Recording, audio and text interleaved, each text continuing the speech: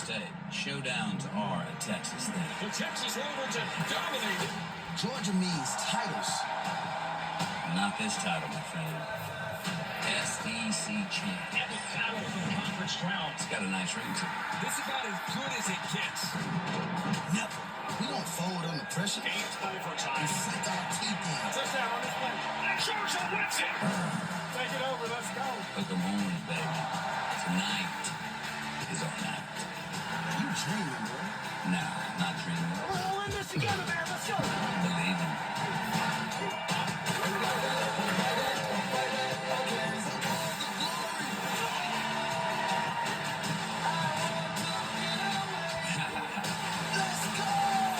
Let's get it on.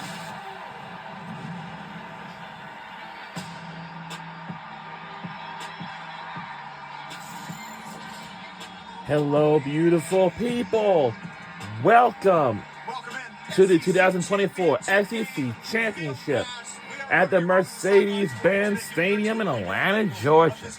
Home of the, well, I know it's like home of the Georgia Bulldogs, but they're taking on the Texas Longhorns as a rematch in the SEC Championship game. This is an ESPN Field Pass. It's going to be fun and dominant game. I'm telling you. And that's what I love about this matchup. Before the season started, these are the two teams that I expected to be in the SEC Championship.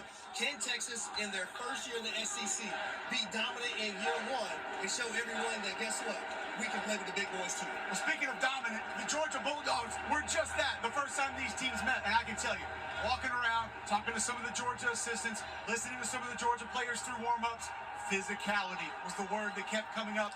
Ryan McGee and Barney Smith, Texas has got to be ready to counter that today because they were not the first time these teams met in October.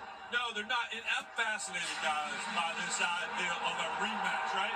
All right, here they come. Here they come. But this idea, you back in the day, you never played anyone twice. Now it happens a lot. But I talked to Shane Beamer about this. He was on the staff at Georgia in 2017, and they got boat raced by Auburn. You remember that, Cole, in the regular season game. And the Sunday morning, Kirby Smart went to Shane Beamer and he goes, study everything you can on Auburn. We're going to see them again. And then they had the complete opposite result in the SEC Championship just a few weeks later. So, yeah, that idea of a rematch in this kind of compressed area, that fascinates me because teams evolve, right, guys? Y'all are players. I'm the writer, right? Teams evolve as the year goes along. It's okay to do that. So how have these teams evolved, and can you guard against the complacency of, well, we crushed these guys, a few weeks ago, or the revenge factor? Can it be too much? So the psychology of the rematch completely fascinates me. Ryan, I know you made your first ever appearance on College Game Day this morning. Yeah. Has your ego grown out of control that much that you just told Marty Smith not to worry about it, that you've got it under control? Yeah, I got it. I told Marty, just go on home. And, later they're going to carry me out of here on a golden chariot. I found out if you're on game day, that's how that deal works, right? All right, Harry Douglas, a rematch. For me, a couple ways to look at this. Texas was not ready to be punched in the face last time. Can they be ready for it this time as now we see the horns running out? Is that the biggest question mark for you? And when are you just on seeing the team for the second time? Well, 100%. When I looked at Texas in that first matchup, they did not bring their heart back. They did not bring their lunch back. 2 for 15 on third downs. Offensively, they allowed 7 sacks, turned the ball over 4 times, only rushed for 29 yards. That's not going to cut it today against the Georgia Bulldogs. What Kirby Smart did is dictated the tempo, dictated to what he wanted Texas to do, and that's throw the ball around and not be committed to the run game. That cannot happen today.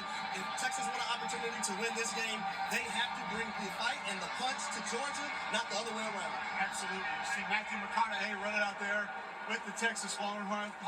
We're going to get to the coin toss here in just a moment. Captain's out at midfield. Michael Williams, he had a big game the last time. Oh, yes, he 2 did. sacks in that one.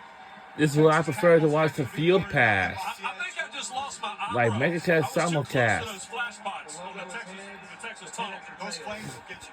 Then it's the tails, the logo is head. Make your call. Tails. What do you call? Tails. If I drop it, we do it again. It is tails. You want the toss. You want to defer or receive? Defer. Okay. You want to receive. Which way you want to go? Put your back there.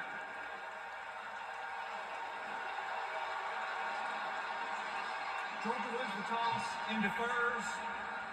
Texas will receive to start the first half. All right, Harry. Texas Longhorns, Quinn Ewers, Steve Sarkisian. They're going to get the football to start this thing out, and this is what we want. I thought Georgia did an amazing job last time of making Texas wrong in their protections. They got to be the protections that they wanted, not that the Texas Longhorns wanted. That put pressure on the quarterback, that forced him to get the ball out quickly, and that caused those turnovers you mentioned earlier. I would also say this, for Steve Sarkisian, you have to understand what's the flavor of the day for the Georgia Bulldogs defense. They blitzed a little bit more than they normally did in that first matchup. They played two high safeties behind it as well. So are you going to be able to adapt if you're Steve Sarkisian? But listen, guys, you got to start fast if you're Texas. You can't be turning the football over. You don't want to go 3 and out. You don't want to be punting on this first possession. You want the momentum, and you want everyone on that roster feeling great. And also these fans that have traveled to Atlanta, Georgia. I'm going to be watching the offensive line. Everybody knows that's what I watch. I want to know from you, offensively for Texas, is there a guy, a position group? What are you watching early on this first drive? For me, it's going to be Quintravion Weissman. In the last 2 games, 59 carries, 344 yards, and a touchdown. 3 out of the last 4 games for Texas as well. They rushed for over 200 yards. That's going to be the key recipe. Quinn Ewers that we see in 2024 is not the guy that we see in 2023. Ease him into the ball game and let everything else handle itself. Ryan McGee, what do you think about the scene right now? You've been to a lot of SEC championship games. How does this one feel? It's loud. You know, it's been like this all year with Texas and Oklahoma because they're experiencing things for the first time. We were in Austin 2 weeks ago. Kentucky going to Austin. All those Kentucky fans going there to experience Austin for the first time. And we are underway at the SEC Championship So this is already a great experience. at Mercedes-Benz Stadium in Atlanta, Georgia. This is not the game for that. So loud. It is loud. This is one of those stadiums, the acoustics are weird. You're on the field, it's extremely loud. But if you're on one side or the other, you don't hear your side. You only hear the other side. But on the field, I'm going to tell you, it gets noisy. We're going to go get a little bit of angle. Where this ball is going to be snapped for the Texas Longhorns. See how this offensive line holds up early.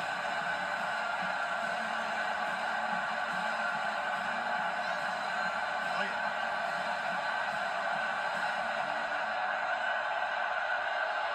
Two tight end set early, Harry. Okay. Quick ball distribution right there. Silas Golden whistle out route. So what I love about that, free access, right? You have off coverage. If you're Quinn Ewers, you take what the defense gives you. It's like taking candy from a baby. Access all day, every day. Little tempo too for Texas. You like that? Yep. I love it. That's what we've seen from Georgia Tech. We've seen it from Ole Miss. 2 teams that gave this Georgia defense problems.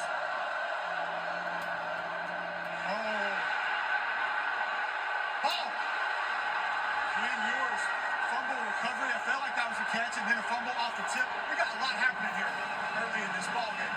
A quick reminder, when they played earlier this year, one team had 4 turnovers, the other one had 3. The team with 4, Texas, lost the ball. It's a wild game last time around. Here comes that noise, Ryan McGee. Woo! This is the SEC championship right here. It just means more. Michael Williams got that pass batted down. He'll be lined up off right tackle. Hey, guys, I have the most important report that I will say all day. Marty Smith has joined the chat. Let's go. Hello, my friends. Marty Smith, it's great to have you here. How are you feeling about this environment, Marty, first off? First of all, I will say I'm so full of gratitude to get to spend the next 4 hours with you gentlemen. The atmosphere is absolutely electric. It's wonderful. We have the old dogs, literally. They're so used to this stage. And then we have the newbies, Coach Sark and the Texas Longhorns. This is just wonderful. I mean, it's just wonderful in every way. We got the neckties and the no neckties on either end zone there. Look at this. Listen, I was peer pressured into even putting a jacket I on. was forced not to wear my tie. I was. I told you, told me, do not go in the back and put that tie on. I said, I got you, brother. Marty, do we have a history test? We got a history test later today. You studying? Like you just come from the library? Yeah, well, I just got done hosting SEC Nation for the last 75 minutes, and I need a lot of notes. I'm one of those neurotic over-preparers. Look at this guy. I have promos to read. I got rundowns. That's just more I got information. notebooks, reams of notes. And we shall benefit because there's no way he used maybe a third of that on SEC Nation. So there you go. Marty, can I ask you a question while I have the time? Can you get me into the Daytona 500 at some point, please? We both can. Yeah, we can do that. He's stepping up again. Yeah, no, we putting can do that. everybody on notice today. I'm still adjusting all my audio. That's how Marty and I can hear so well in this building because we were trained as sports writers at Daytona and Talladega and Bristol. Here we go. We got twins to the right into the boundary. No tight ends lined up. This is what Sark loves to do, those detachments out of the backfield. Oh, we got Speed. man. Speed. DeAndre Moore, he had a hip pointer earlier in the season, Harry, but when you get him in space, boy, he can hurt you. This is a great job of acting like you're going out in the out route, putting your foot in the ground, making the defender fall down, coming back, and we call it yards after the catch. Not what you drink, but that. So I want to ask you about that route because I'll ask you after this play. Let's watch Quinn Ewers operate here from the Texas offense. Gunnar Helm attaches back inside at tight end. Another quick ball distribution. Catch and run. You were just talking about it, Harry. The Georgia Tech offense, they forced the Georgia defense to pick themselves on multiple occasions in that game about a week ago. It looks like Texas already trying to go after that part of this defense early. Yeah, 100%. If you're going to play man coverage, then Quinn Ewers is just going to take the best matchup. What we just seen right there from Matthew Golden, another free access throw. What does that mean? The corner is off coverage about 7 to 8 yards. The wide receiver doesn't have anyone trying to impede his path. Pitch and catch, maybe. Marty, it feels like the Georgia fans are getting loud down in your end zone. They definitely are, and they need to because you see Steve Sarkisian's brilliance on this drive already. He is the best I've ever seen, and I would love y'all's perspective on this, having played at such a high level. His ability to get his skill guys the football in space so that they can use their God-given talent is unlike anyone I've ever seen. Back when he was an OC at Bama with that Devontae Smith and that whole group, they were unstoppable. They were a buzzsaw, and he's doing that now. And he has a quarterback who's so adept at knowing those hot shots and all of that. He gets his playmakers in space better than anybody I've seen. And we talked about the detachments earlier. He'll take the running backs and he'll move them out. He'll take the tight ends, line them up in the backfield, at the line of scrimmage, motion them out, sprint them out. The different routes that he'll have, detaching them from the tackle box area. And it just gives defenses fits. But we got a big test right now for this Texas offense. Is Jerry Jones aware of this patch of sun? There's a patch of sun out here on the field. Does Jerry Jones know about this? Just don't tell C.D. Lamb. Somebody make some phone calls. Big third down right here, 3rd and 9.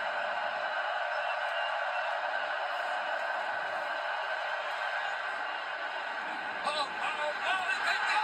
We got an interception. Uh-oh. Galen Everett, that man, 7 tackles. We got a flag down, guys. There's a flag on the field. Flag down. Came from that side. He had a TFL, he had an interception first time these two teams met. Kirby doesn't look happy. Offense number 7. Rules decline. First down. It is very loud down here. Harry Douglas, I don't know what Texas side Lucky looked that happened twice already. Absolutely. Yeah. Oh, yeah. Wow. Interception. On the open drive of the game. And again, we talked about those turnovers in that first matchup. And this has got a little bit of an oh no feeling for Texas right now. And it's interception. Receiver had the ball, hit him in the hands. Isaiah Bond looked like he kind of lost it off the bounce. Well, let me say this. That's a terrible ball by Quinn Ewers. That ball has to be thrown to the outside of that wide receiver. We all know tips and overthrows normally end up in interceptions. And great job by Dalen Everett. Contact a little early? Say it again? Contact a little early there? No, the referee's going to let him play. All right. I thought it was a solid play. Now Carson Beck and the Georgia offense going to work. That's a position right there. I actually told Mike Bobo on the field before the game, thought you did an amazing job of utilizing the tight ends last week in different ways. Hiding them, delays, motioning them around, different formations. And he said tight ends are going to have to be big for us again today. I thought it was fascinating, guys, hearing Carson Beck say earlier this week, I don't watch ball. I'm not a guy who sits around on the couch and watches football because of the anxiety that builds by thinking about everybody that's watching. Here's another completion. Really quick strike, great yak, and the dogs are making their way methodically down the football field. But you guys can both talk to this. What it's like to watch tape and what it's like to watch games on TV, not at all the same thing. He watches plenty of tape in preparation, but he doesn't sit around on Saturday night watching ball. Hurry up and push there. Hurry up and push.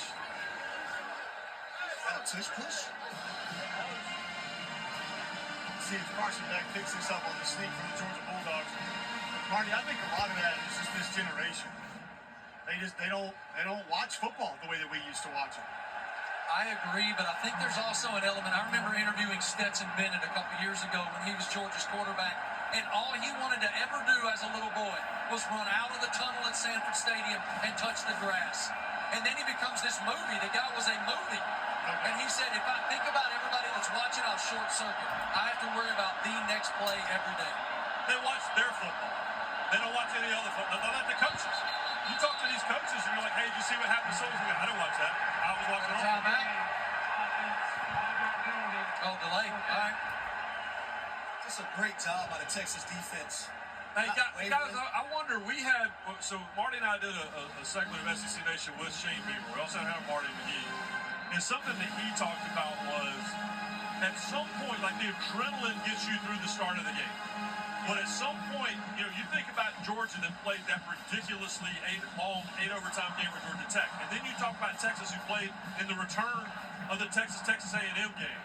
The adrenaline will get you to a point, but there's going to be a point, I believe, and Shane Beamer believed in this game, where there's going to be a little bit of a drag.